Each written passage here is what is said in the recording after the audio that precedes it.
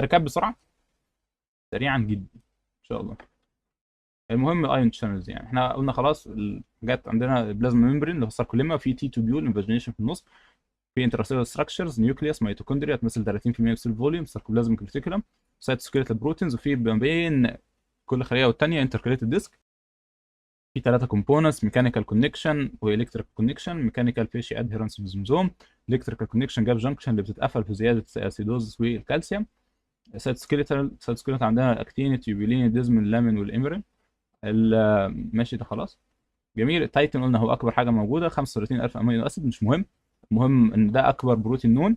الفانكشن بتاعته باسيف الاستيسيتي وستراكشرال هولدنج، والميوتيشنز بتعمل دايليتد كارديوميوباثي او هايبرتروفي كارديوميوباثي. قلنا زي ما هو باين كده، هو حاجه شبه الزمبلك لما بيجي يتشد لجوه. طبيعي ان هو بعد كده هيحصل ايه، هيحتاج يرجع تاني. جميل. فده يعني كمثال لشكل الايه الاستيسيتي. جميل. طيب احنا قلنا بعد كده الكونتراكتايل بروتينز ظهرت عندنا الثيك فيلامنتس، الاكتين، تروبومايسين، تروبونين سي وتروبونين اي وتي. قلنا الميوسين والاكتين دول بينتراكتوا مع بعض. تروبومايسين هو اللي بيمنع الاكتين من هو انتراكت مع الميوسين غير لما يجي له الامر. الامر ده منين؟ تروبونين سي، سي يعني كالسيوم، يعني انهبيشن، وتي يعني اللي بيبند للثين فيلامنت اللي هو الاكتين. جميل. طيب الكالسيوم ده قلنا لما بيجي دلوقتي جاي كالسيوم بيمسك في التربونين سي، تربونين سي بيقول له تروبومايسين معلش زحزح على جنب كده عشان يدي مساحه للاكتين ان هو يمسك في الميوسين زي ما قلنا اهو. ده دلوقتي الاكتيف سايتس بتاعت الاكتين اللي هي النقط الصفراء الصغيره دي مش متاحه. ليه؟ لان التروبومايسين ماسك فيها، يجي الكالسيوم يمسك هنا عند التروبونين سي، يروح مكلم التروبومايسين يقول له معلش ابعد على جنب، يروح الاكتيف سايتس بقت اكسبوزد يمسك فيها ايه، ده الهيدز بتاعت الميوسين. ده بيزك كده اكسيتيشن يعني. جميل. طيب قلنا الشانلز عندنا حاجات على الساركوليما وحاجات على ساركوندوبلازميك ريتيكولم. صوديوم شانلز عندنا فاست صوديوم شانلز، عندنا الفاني صوديوم شانلز الموجوده في الاس اي نود، احفظ دايما الاس اي نود. جميل. اس اي نود. ماشي. وفي صوديوم كالسيوم اكسشينجر، في صوديوم بوتاسيوم اي تي بيز، صوديوم هيدروجين اكسشينجر. افتكر الله يكرمك، بيت اوف صوديوم انورد كارنت بيعتمد على ايه؟ على الديجري اوف نيجاتيفيتي. يبقى الصوديوم بيدخل اكتر لما يكون نيجاتيفيتي اكتر، بيدخل اقل لما يكون نيجاتيفيتي اقل. قلنا ان الصوديوم شانلز والكالسيوم شانلز برضو عندها زائد كالسيوم شانلز عندها برضو عندها ثلاثة ستيتس، يا اما ريستنج ستيت، يا اما اكتيفيتد، يا اما ان اكتيفيتد، وبيلف كده على بعض. هي الاول تكون ريستنج بيجي لها ديبولاريزنج كارنت تبقى اكتيفيتد، بعد كده بتريح فبتبقى ريبولارايزد او ان اكتيفيتد، بعد كده بترجع تاني في الايه، في الريستنج ستيت. جميل. البوتاسيوم شانلز عندنا صوديوم بوتاسيوم اي تي بيز، الانورد ريكتيفاير، ديليد ريكتيفاير، ترانزيانت اوتورد ريكتيفاير، وفي الحاجات بتاعت الصوديوم البوتاسيوم ليك، وفي البيكي اللي هي مسؤوله عن الايه، بتتاثر بالكالسيوم يعني. زي ما عرفنا الريكتيفاينج يعني rectification ده changing conductance based on ايه the voltage. ماشي. فاكتس مهمه جدا عن الصوديوم بوتاسيوم اي تي بيز: هي اي تي بي ديبندنت الكتروجينيك وبتمنتين ريستنج ممبرين بوتنشال. جميل. الكالسيوم هاندلنج قلنا كل حاجه موجوده في الكالسيوم مهمه جدا. ال تايب كالسيوم شانلز دي موست ابوندنت، موجوده في كل حته، هي دي اللي بتاثر بيشتغل عليها الكالسيوم شانل بلوكرز اللي هو دراجز تريتمنتس معروفه مهمه.